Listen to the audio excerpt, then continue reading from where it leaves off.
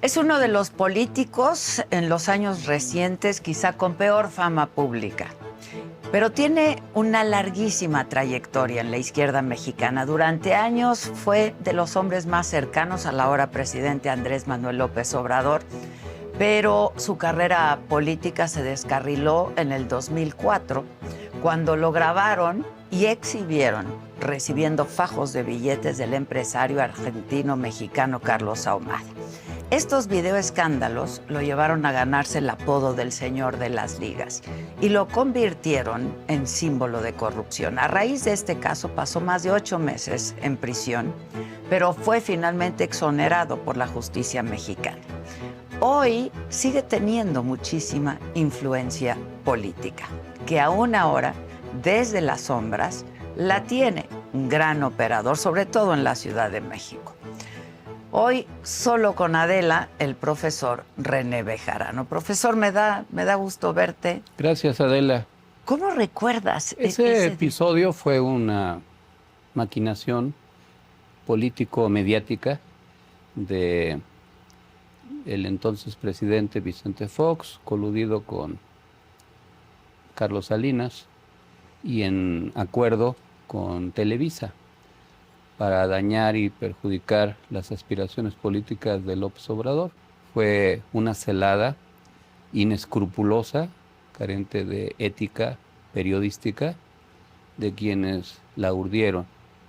Fue una maniobra vil y miserable de aquellas personas que la urdieron y la desarrollaron.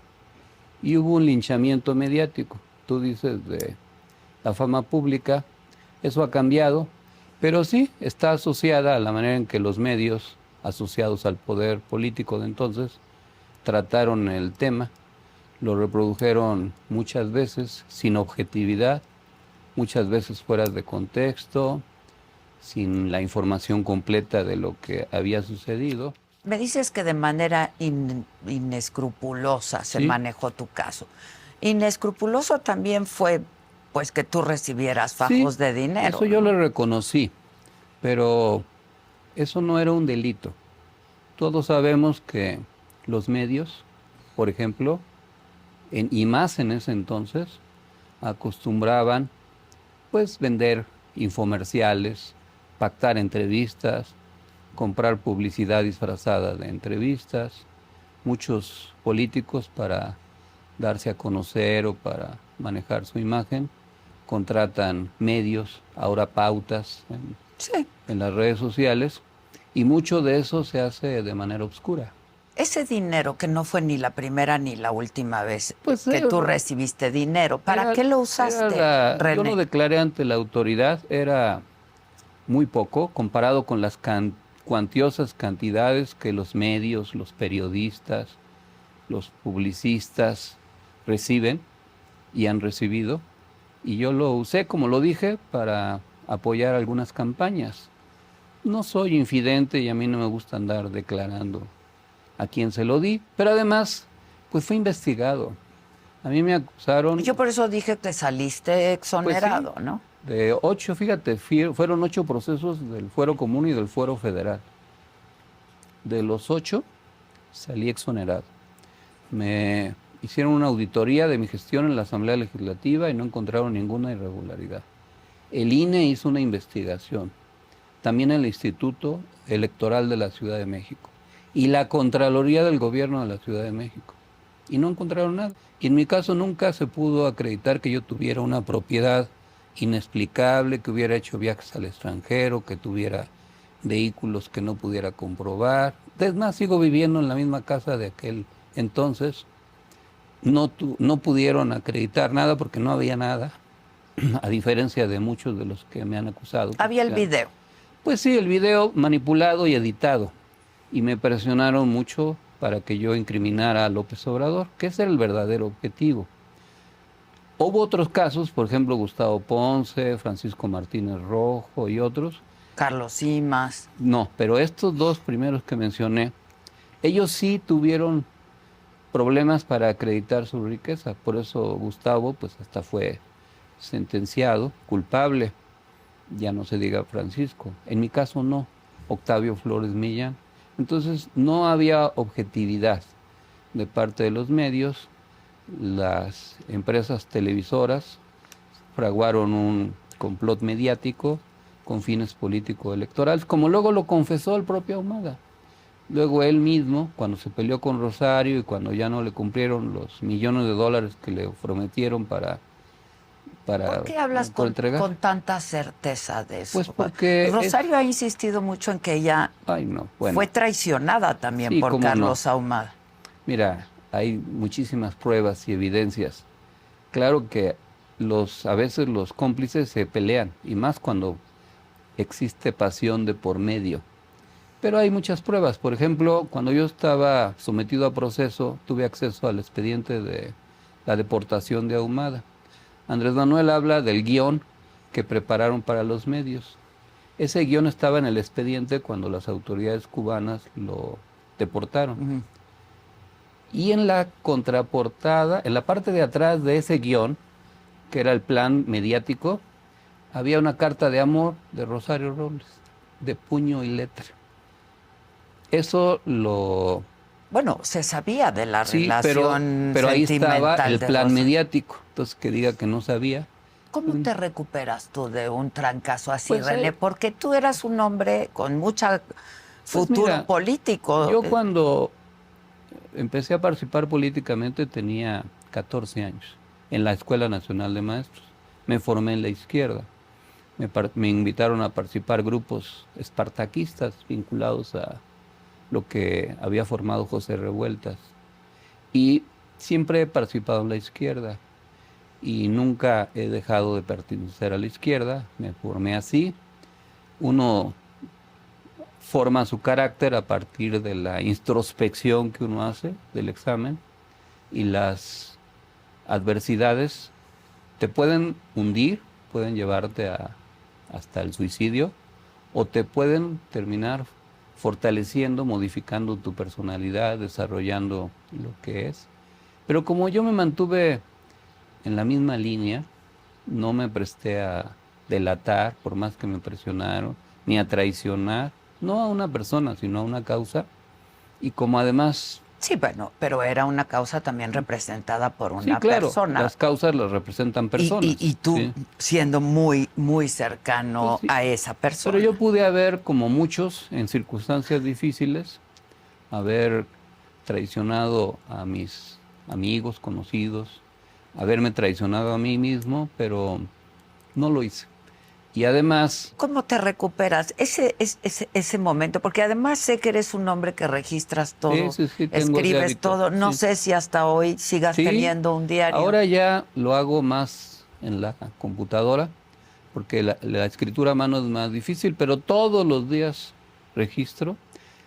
Yo recomiendo a la gente que tenga salud emocional. ¿Y ese registro lo tienes bajo 7 llaves? Pues, es muy grande. Ya me imagino. Ahora lo estoy usando para mi autobiografía. Un día... ¿Y ahí vas a contar la verdad? Pues sí, ya la he contado.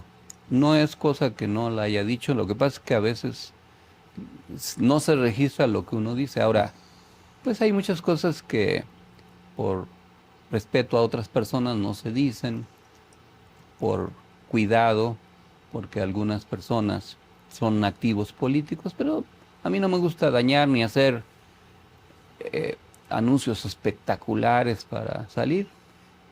No estoy en las sombras, como me dijiste hace rato. No, operas abiertamente. ¿Y esta lealtad que tú tuviste a una causa y a una persona, fue correspondida por esa persona? Uno actúa conforme a sus ideas.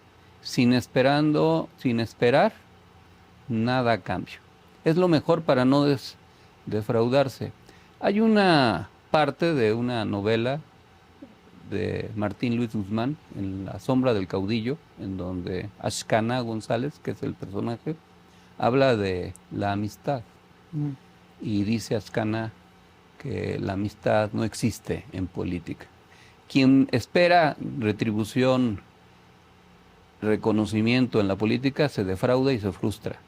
A veces se recibe... Que no haya ingenuos, dicen, para que no haya desilusionados. Pues sí, a veces se recibe reconocimiento hay gente amable, generosa, porque la gratitud es la memoria del corazón, pero hay mucha gente egoísta, que en todos los ámbitos, que no reconoce nada lo que hace uno por él. Y si uno hace las cosas pensando que te lo van a agradecer, te engañas. Pero a ver, René, tú no eres el mismo hoy que hace 20 años. Bueno, nadie, ¿Qué pasó este incidente? Nadie.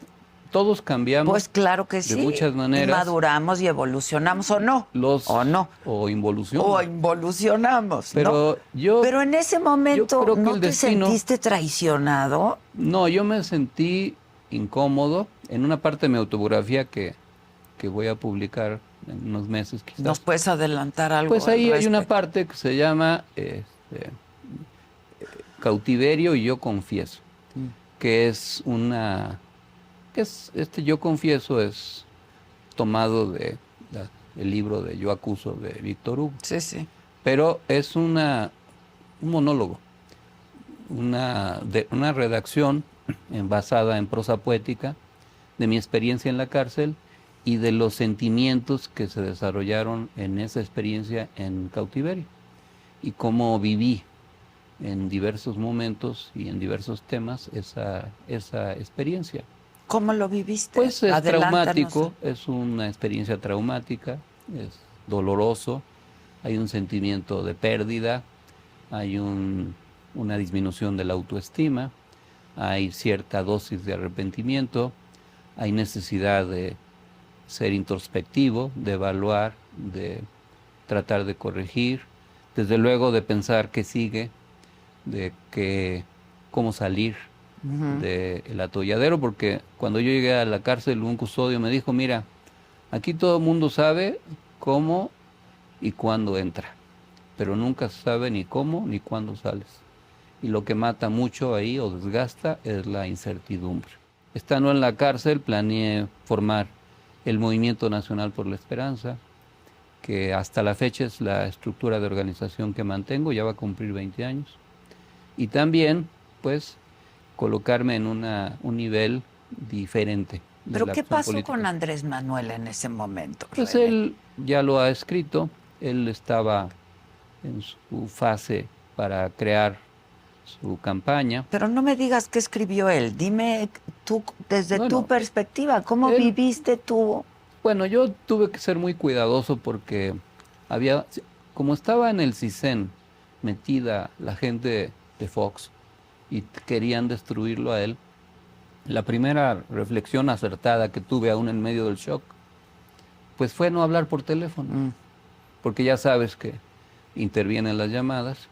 Y hasta la fecha. Sí, y yo creo que ellos buscaban, los de el PAN de aquel entonces, Krill, Fox, el procurador Maceo de la Concha, todos ellos, buscaban que yo hablara con Andrés. Y ya me imagino, como aquella conversación, ¿te acuerdas que Zedillo grabó a Adriana Salinas? Con Raúl, que se recriminaban los fraudes y los negocios que hicieron y que luego lo usaron para exhibirlos mediáticamente. Bueno, así hubieran querido. Entonces yo actué con cautela, me defendí como pude, solo, en muchas cosas y salí adelante. Bueno, había interpósitas personas, pues ¿no? Siempre hay círculos, hay maneras de mandar mensajes, pero vuelvo a lo mismo. No puede uno hacerse ilusiones, como bien dijiste. ¿Él te mandó mensajes? No, pero yo entendía, porque él es muy transparente, entendía lo que estaba sucediendo. ¿Te sentiste sacrificado? Yo creo que hubo intentos de sacrificarme, hubo un trato diferenciado. Una parte del equipo político me abandonó, me dieron la espalda. ¿Incluyendo al hoy presidente? No, yo creo que él se mantuvo ecuánime en ese tema, me refiero a otros compañeros, otros. Y también yo tuve que evitar emposarme, caer en el resentimiento, en la frustración, en el odio, y evitar que el miedo te controle. Bien dicen los psicólogos que al miedo hay que tenerle miedo, porque si se apodera de ti te hace cometer errores. Entonces tiene uno que trabajar el control de las emociones y buscar la manera de actuar proactivamente. Como desde la secundaria me hice aficionado a hacer ejercicio, Me ayudaba mucho a hacer ejercicio en la cárcel para elevar mis endorfinas y evitar deprimirme. Y a la fecha sigo haciendo ejercicio las veces que ¿Nunca puedo. te deprimiste? No, pues todos nos deprimimos. Sí, sí, es pero inevitable. Pero no Estoy caí en una hablando profunda depresión. Yo platiqué con muchos en el tiempo en que se dieron los videoescándalos y cuando entré a la cárcel, tuve oportunidad de hablar con muchos presos políticos que habían estado en la cárcel y me recomendaron que evitara caer en el carcelazo. El carcelazo es la frase que se utiliza para definir un periodo de tiempo en el cual una persona que está privada de su libertad se deprime. Pero lo peligroso de esa depresión es que el deprimido no se percata, no se da cuenta. Uno de los síntomas es dormir demasiado, porque como la realidad es tan hostil, la mente construye realidades alternas para no enloquecer. Y entonces un deprimido duerme 14, 16 horas al día, porque prefiere recrear en sus sueños la realidad fantasiosa que en la vida consciente no tiene. Entonces cuando uno se duerme así... O simplemente escapar de la por eso, realidad que es brutal. Es eso. Entonces ya ahí hay una depresión. Entonces es cosa de saberla manejar. No siempre pudiste verlo con tanto estoicismo No, bueno. como hoy. Me dices pues que no tienes resentimientos. No. Pero si yo hubiera podido salir a despotricar, como muchos pierden el control, imagínate. Y decir, tú y tú y tú me traicionaron, tú y tú te di dinero y ahora ni me contestas las llamadas, tú y tú fuiste y creciste bajo mi amparo. Que seguro pasó muchísimo. Sí, claro. Creciste bajo mi amparo y ahora me traicionas y habla mal de mí. Yo nunca hice eso, ni lo voy a hacer.